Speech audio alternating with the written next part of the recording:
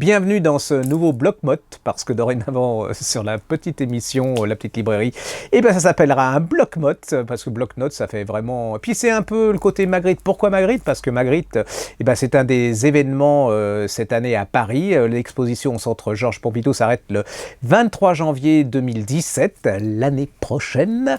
Exposition, il y en avait une il y a 40 ans, hein, mais là, on souligne plus particulièrement l'apport de Magritte au surréalisme. Donc je vous conseille une chose, précipitez-vous, commandez vos places avant, parce qu'à mon avis, la queue, c'est très long. Je parle de la queue au Centre Pompidou. Voilà, donc magnéto, Fred.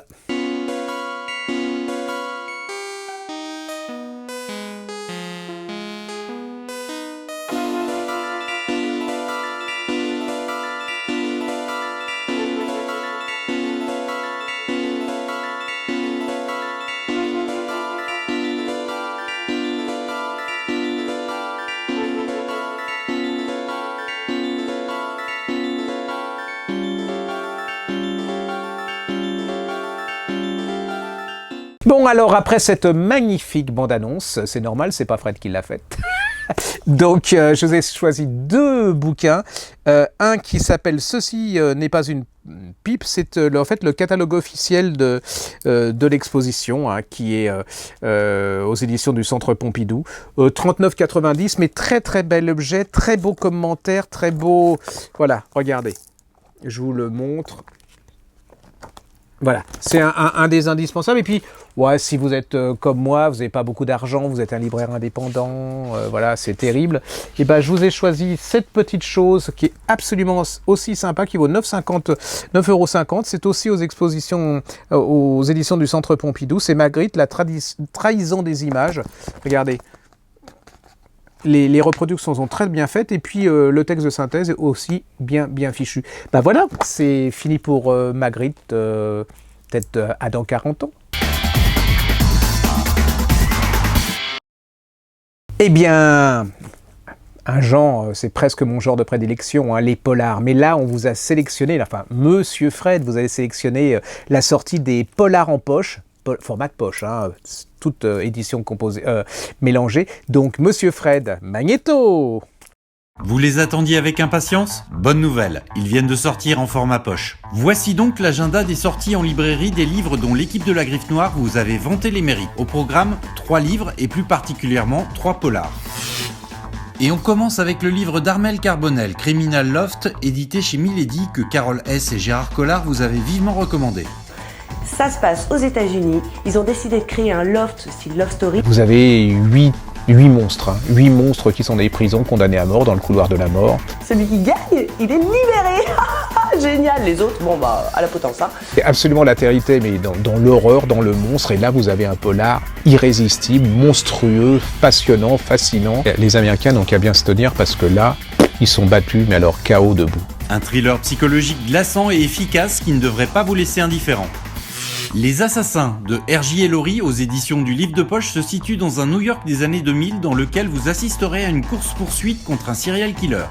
On est vraiment plongé dans l'histoire de serial killer américain. C'est vraiment un super succès, c'est vraiment un gars remarquable. Même si tous mes romans traitent de sujets entièrement différents, il reste néanmoins que tous mes romans ont quelque chose en commun, à savoir que je parle toujours d'un personnage ordinaire qui est placé dans une situation extraordinaire. C'est son meilleur livre, à mon avis, qu'il ait écrit. Un page-turner haletant qui vous fera découvrir une série de personnages denses et ambigus. On termine avec le polar Les Nuits de la Saint-Jean de l'auteur à succès Vivé Casten, l'occasion de retrouver son inspecteur fétiche Thomas Andreasson sur l'île de Sandam où une jeune fille a disparu. Je crois que j'ai choisi d'écrire quelque chose que j'aimerais bien lire moi-même. Et elle a des intrigues formidables, dans un décor formidable. Dès qu'on ouvre une page, on n'arrête pas jusqu'à la fin, quoi. Ça va vite, c'est bien, c'est superbe. Un polar vivifiant venu des pays scandinaves. Bonne lecture à tous. Un petit spécial, hein, parce que je trouve que c'est vrai que je me le reproche, je fais pas assez de livres d'histoire. Il y a beaucoup de gens qui aiment l'histoire et je sais pas pourquoi. Donc dans les prochaines émissions de la petite librairie, je crois que je ferai peut-être un spécial histoire. Et là, il y a un livre absolument extraordinaire qui est paru de Mary Bird. C'est aux éditions Perrin, ça s'appelle PQR, c'est l'histoire de l'ancienne Rome. Alors, ne vous tirez pas tous, hein, parce que j'en entends Rome, mais pas du tout, les enfants. Ça se lit comme un film, c'est comme un roman d'aventure. Là-dedans, il y a du Stephen King, il y a de tout, il y a de l'amour, vous allez revoir toute l'histoire de Rome, c'est hallucinant. Alors, ça fait exploser plein d'idées reçues, c'est-à-dire que vous allez voir des gens, Jules César, Cicéron, d'une autre manière, complètement. C'est des personnages vivants, c'est-à-dire que là, c'est vraiment un livre. Vous devriez faire lire ça à partir de 17 ans, et ça vous rappellera ou ça vous fera redécouvrir ou vous découvrir les racines de notre société, parce que sans Rome, il n'y aurait pas de nos sociétés occidentales telles qu'elles est. Et puis, ça vous dit quelque chose, c'est qu'on a toujours dit que les Romains, c'était des sous-Grecs. Et vous allez découvrir que là, les Romains, c'est pas du tout des sous-Grecs et qu'ils n'ont pas été... C'était pas des mauvais. Hein. Donc, allez-y, c'est un grand roman d'aventure. Moi, j'ai adoré. Le gars, je ne sais pas qui est Mary Bird, je ne sais pas qui est la traductrice. En tout cas, c'est un immense plaisir de lecture. C'est un des meilleurs romans... Vous voyez, c'est le lapsus révélateur, un des meilleurs essais historiques que j'ai lus depuis très longtemps. Alors, un nouveau magnéto. Le nouveau magnéto sur qui? Eh bien, sur Jean-Edgar Cazel. Jean-Edgar, hein, très important. C'est le cofondateur de la librairie La Griffe Noire. Hein, c'est celui sans laquelle cette magnifique aventure n'aurait pas lieu, puis ne continuerait pas. Et puis, vous allez le rencontrer toutes les semaines. Il va vous raconter, vous allez le voir, magnéto, Fred. Alors, deux grandes dames du polar que nous adorons à La Griffe Noire nous reviennent ce mois-ci avec leur nouveauté. Barbara Abel nous revient avec Je sais pas chez Belfond. Une fois de plus, elle nous emmène dans une histoire sombre, tordue, avec des personnages ordinaires à qui il va arriver des choses extraordinaires. Le personnage un petit peu borderline, un petit peu spécial et tout ça, c'est une petite fille de 5 ans qui fait des choses horribles, qui disparaît dans la forêt. Il se passe des choses absolument superbes et sombres. Et à chaque fois qu'on lui pose des questions, là, elle dit « je sais pas ». Est-ce qu'elle a oublié? Est-ce qu'elle est victime? Est-ce qu'elle est complice? Est-ce que c'est elle la grande perturbatrice du livre? On est transporté vraiment dans une histoire vraiment très noire, très belle, et c'est vraiment un bouquin qu'on lit en une traite. Plus ses réussites, c'est que ses chutes sont généralement assez, à l'image du livre, assez terribles et assez terrifiantes. Moi, tout ce que je sais, c'est que c'est un superbe livre qu'il faut absolument vous procurer. Tout de suite, courez, parce que vous passerez une nuit blanche, voire plusieurs, et vous y penserez encore après. Barbara Abel, Je sais pas, chez Belfond. Alors, mon deuxième chouchou est encore une femme. Et quelle femme!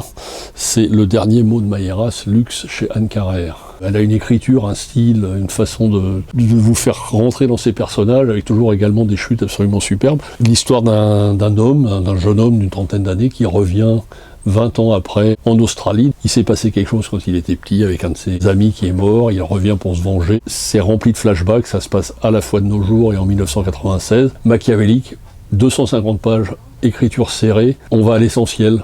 Encore une fois de plus, elle nous bluffe avec une fin, une histoire totalement démoniaque. Plus qu'un écrivain de polar, c'est un vrai écrivain qui tape là où ça fait mal, sans phrase, sans fioriture, sans description, on n'a pas besoin de ça. Mais tout de suite, on est dans l'ambiance et tout de suite, on a envie de savoir la fin, la suite. Luxe chez Anne Carrère.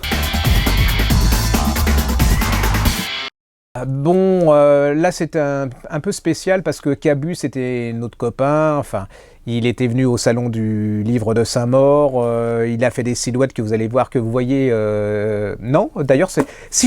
Un jour je vous amènerai, il nous a fait un sublime dessin de moi-même, Gérard Collard, en académicien, je le garde avec amour à la maison, c'était un type, vous savez ce qu'on appelle un chic type, mais dans le bon sens du terme, c'est-à-dire intelligent, qui se prenait pas au sérieux, qui avait du talent, ce qui se trouve très rarement, et puis il vient d'être édité aux éditions Les Échappés, 1000 dessins pour Les Échappés de Charlie Hebdo, ça va de 1969 à 2015, et si vous voulez savoir ce que c'est ou redécouvrir pour ceux qui l'auraient oublié ce qu'était la liberté de penser, l'humour, et puis ce trait qui est quand même, il n'y a que lui, un dessin de Cabu, ça se raconte pas, ça se regarde, ça se déguste, ça se dévore, donc allez-y, c'est une pure merveille, et puis c'est un sacré coup de chapeau à ce monsieur qui nous manque beaucoup.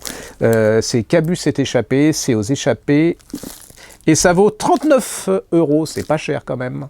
Regardez, c'est bientôt la fin de l'émission. Je vous ai gardé, ça c'est le mien, hein. Alors ça vous vous débrouillez pour l'avoir. Hein. C'est l'intégrale de Au nom de la loi de Steve McQueen. Alors je sais, oui, j'ai un certain âge, hein, parce qu'il y a beaucoup de gamins, ils ne savent pas ce que c'est que Joss Randall, mais regardez ça, c'est inénarrable, c'est plein de souvenirs. Voilà, c'est plein de souvenirs. Bon, l'émission se termine, hein, tout a une fin. Maintenant, vous allez voir pour les malvoyants et les malentendants, eh bien, le récapitulatif de tout ce dont nous avons parlé avec Monsieur Fred, l'inénarrable Monsieur Fred. À vous, Monsieur Fred. Vous pouvez commander cette sélection de livres sur le site de la librairie en ligne lagriffenoire.com. Et avant de nous quitter, n'oubliez pas de partager nos posts Facebook et surtout de vous abonner à notre chaîne YouTube Griffe Noire TV. Allez, on vous laisse à vos lectures et rendez-vous au prochain numéro.